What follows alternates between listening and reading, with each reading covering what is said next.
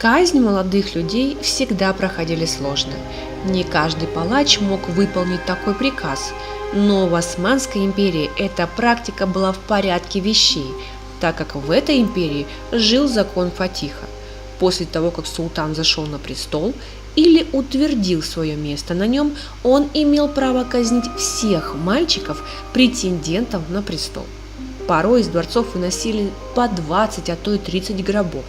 Волнения народа не было предела, и если бы со временем не отменили бы такой закон, то случился бы бунт. С каждым годом люди относились к братоубийству хуже, хуже и хуже, так как столько молодых мужчин и умирает просто так. Не раз уже янычары сдерживали людей, но паши понимали, что необходимо было что-то решать. Так и казнь сына Мустафы сильно потряс народ. Я вам скажу прямо, именно народ и способствовал казни Мехмеда.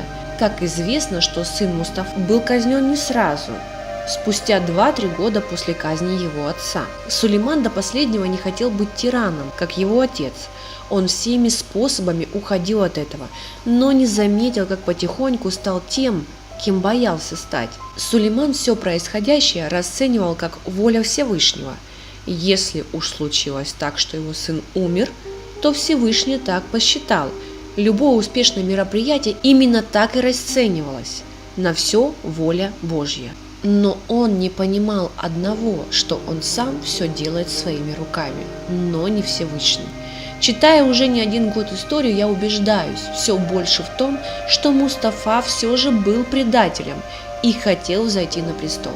Его неоднократно к этому подталкивала его мать, тем, что ты султан, и это твой трон, а старик должен уступить. Янычары, которые с каждым годом борзели все больше и больше, и уже в открытую стали называть Мустафу султаном, при том, что еще жив действующий султан, и получается, у империи в прямом смысле было 2 султана. Даже некоторые послы шли решать проблемы не к Сулейману, а к Мустафе, что было категорически запрещено. Но сын не стеснялся помогать приезжим иностранцам, а те, в свою очередь, описывали его дворец ничуть не хуже, чем у султана. Просто можно сделать выводы, что Мустафа для себя уже все решил и жил не как шахзаде, а как султан.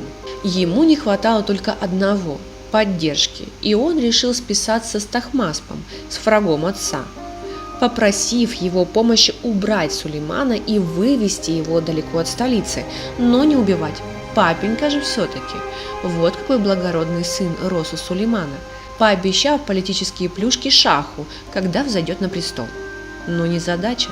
Сулейман имел серьезную шпионскую сеть, которая крепла с каждым годом и становилась все больше. Он легко узнал об этом письме. Многие считают, что Хюррем была причастна к убийству Мустафы, но это не так. Да, может быть, она что-то могла и сказать, но Мустафа настолько много накосячил, что ее слова никак бы не повлияли на принятие решения Сулеймана. Если бы султан не казнил своего сына, то был бы уже где-нибудь на окраине Османской империи, где и доживал бы свои годы, свергнутым и униженным.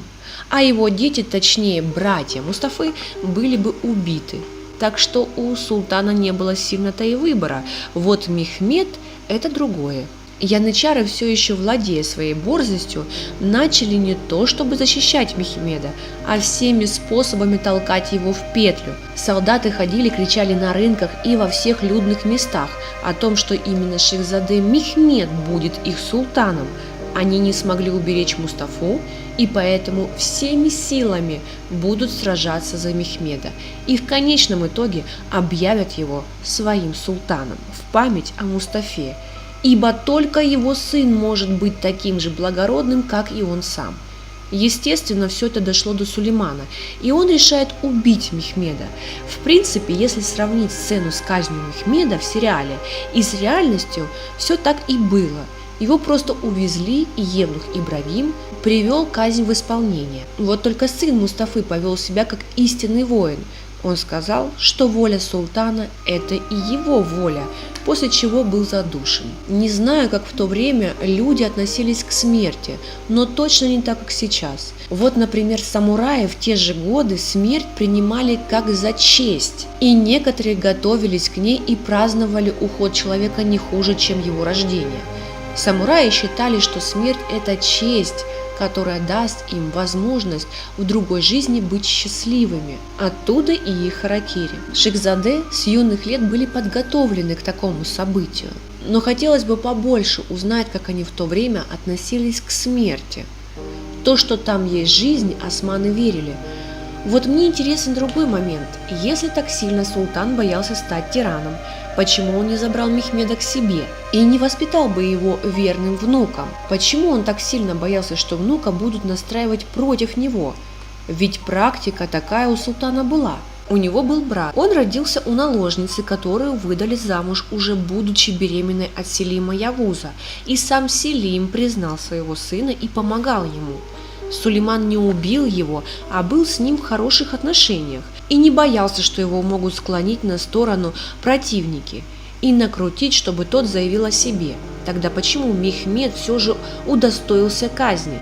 Странно, конечно. Жаль только то, что мы никогда не узнаем, как все это было. Есть пазл, и он не всегда складывается, так как очень много пробелов.